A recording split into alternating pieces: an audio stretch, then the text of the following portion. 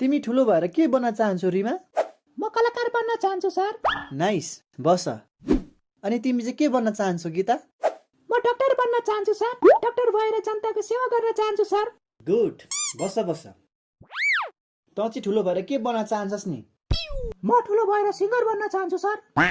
ल त्यसो भए एउटा गीत गा न त। 5, 4, 3, 2, 1, go! हाय हाय होय होय, हाय हाय होय होय, हाय हाय होय होय, बतो बदी बतो बदी बतो बदी। नजिस्की भन, ठुलो भएर के बन्न चाहन्छस्? म त ठुलो भएर बाउ बन्न चाहन्छु सर। मेरो मतलब पछि गएर के गर्न चाहन्छस्? म त पछि गएर बिहे गर्न चाहन्छु सर।